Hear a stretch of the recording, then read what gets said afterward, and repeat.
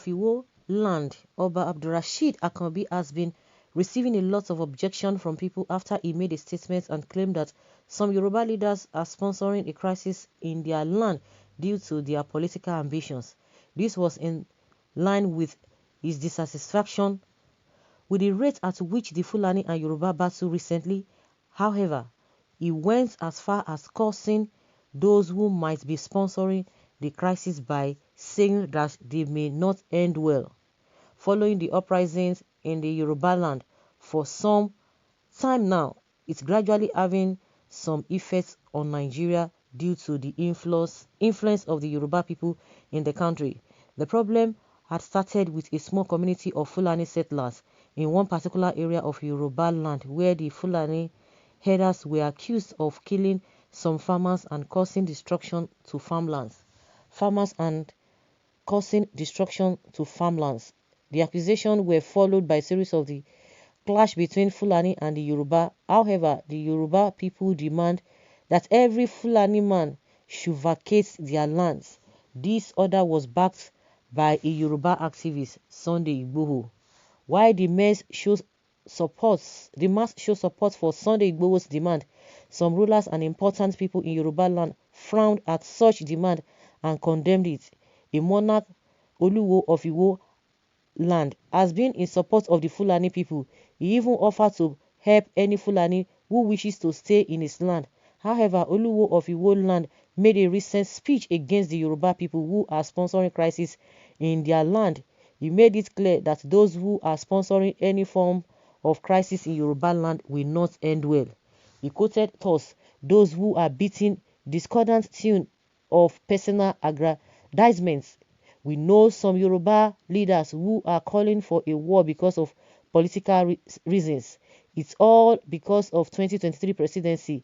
They know that someone wants to become the president and they don't want him. Some bad leaders are sponsoring crisis in Yoruba land due to their political reasons and self-aggrandizement. I will not allow war to come to Yoruba land of Nigeria. Stop beating the drum of war, or you may not end well. Okay. And after he said this, a lot of reactions follow, which we have talked before now.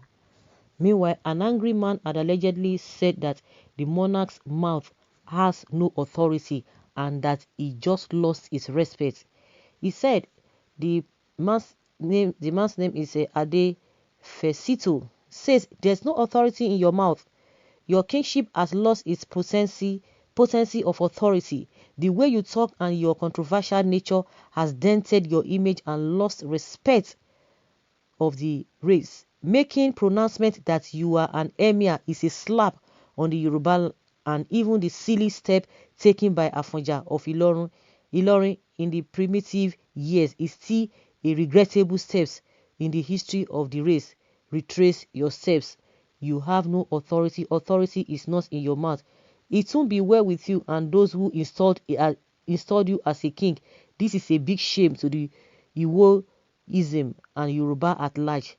This really puzzled you people from southern region. I hope everyone hears and can understand the say of this monarch. Okay, someone is saying reacting to what this other angry man said, that the Oluwo of Iwo has no authority. He has no authority in his mouth, and all of the things that he's saying, that he cannot, all of those things cannot even stand. The question is that these people don't even see anything wrong with what these people. Do you know how many people have you sympathized with? Have you visited those who these people they have killed?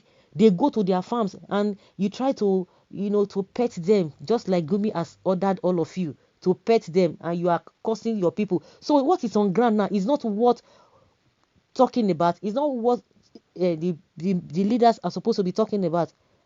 You are not telling them, all of them, to come because you don't have anything to lose. You don't have any business. You are being paid. That is how these people reason. That is to tell you these people do not have the interest of the people at heart. And like the person said, for even making pronouncement that you are an emir is a slap on the Yoruba, and even the silly steps taken by Afonja, they are still trying to correct all of those things. This man is coming to say another thing. So And a lot of people are really reacting to what he said. I don't know what Iwo people were thinking before they choose drug addicts as their king. Sorry, Is it too late to have a rethink on who occupies that stool? Don't mind the marginal king who has no divine statements but seeking cheap popularity. 419 Oba Akobi, the Janjaweed. The Oba cannot and should not tie all the destructions of farmlands, killing of farmers and kidnapping to 2023 politics. Exactly. Cities that are happening, you are telling us that it is a 2023 politics, so people should not talk about it. So people should just, because they want to give they want to, what, because you don't know your worth. Most of these politicians, they don't know their worth. They give you power now. So of what? So people should not, your people should not be sent to where? To their untimely death because they want presidency because of what? He should have limited his speech to profile solutions to invasion of farmlands and the killing. That is how they do. They want to change the narratives now. I don't understand. I don't understand people who are just evil-minded. Really, really evil-minded. You are talking something and he's saying something different. Even the king's appearance looks like a comedian or Nollywood actor. Flamboyance without character is equals jester. It is either he is beating his wife today, divorcing her tomorrow, going outside the country in jeans and t-shirts. Can't he be dethroned? Someone say, I wonder. I really wonder. A lot of people are not even, they are not taking it funny on him at all. I have never come across this kind of abominable king in Yoruba land. From one controversy to another, what a shame. To be called a king demands more than sartorial elegance. The little or the title is an obvious of several qualities, among which intelligent talk is one. This controversial king who slapped a fellow king during an Oba's meeting is at it again. I do not expect less from a mad king. You see how they are fooling themselves. It is just this era. People are nobody, they fear anybody again. Before, how dare you talk to a king? Even the king themselves, they respect themselves. They respect themselves. The kings, and some of the kings today not even in those days. At least a typical example is the Oba of Benin. At least nobody is perfect, but at least to a very large extent, there's the way he carries himself. He carries himself with dignity to a very large extent. But even all the Obas before now, you dare not say you want to be talking to them. But now they are very, very far from the people. Some of them are riding on Rolls Royce, even on a bad road, and their subjects, they are very, very far away from them. They are now closer to the politicians because those ones are the ones that pay their bills.